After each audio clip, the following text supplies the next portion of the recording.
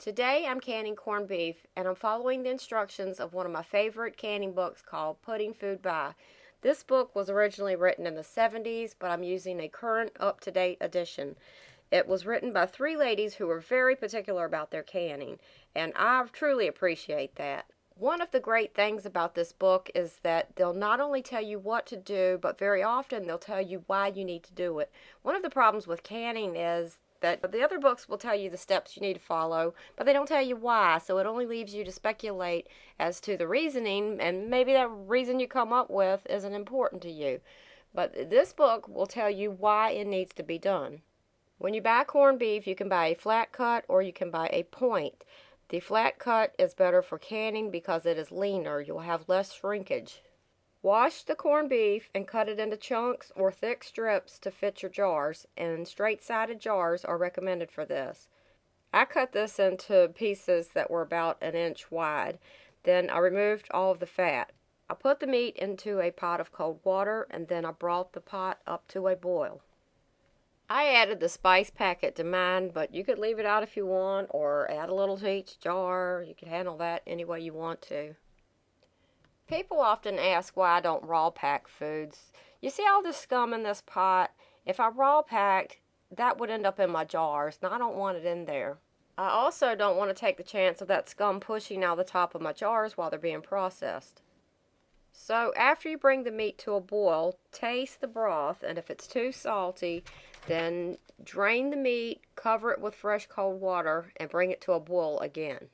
They say that this boiling merely freshens the meat, removes the salt. It does not cook the corned beef appreciably. And it surprises me that these ladies are doing it this way because they were dead set against raw packing meat. They say in this book that the results of raw packing are so inferior to pre-cooked meats that they won't even tell you how to raw pack. And they don't. So now I'm ready to can. I have my jars hot and ready, and I have my lids and rings at a simmer. I take a hot jar, and I fill it with the meat.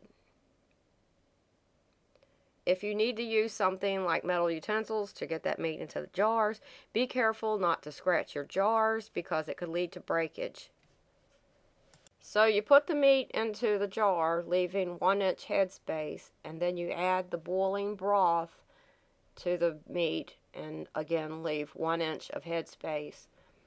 Then remove the air bubbles, and I found with large pieces like this that poking it with a stick doesn't really help, so I just shake the jar around.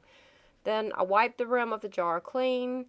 I added a hot lid and a hot ring. I heat my rings, but you don't have to. Then I put the ring on firmly, and I set the jar in the water bath canner to stay warm until I have all the jars completed. I always can 1 jar at a time. That is what you're supposed to do, not assembly line fashion. Once all of the jars are full, I take them out of the water bath canner where I was keeping them warm and put them into my pressure canner. All meats must be pressure canned.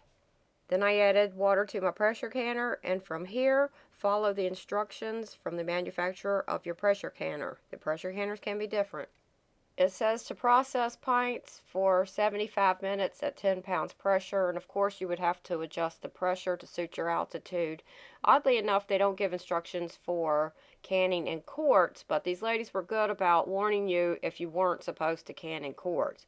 If I was canning in quarts, I would process them for 90 minutes.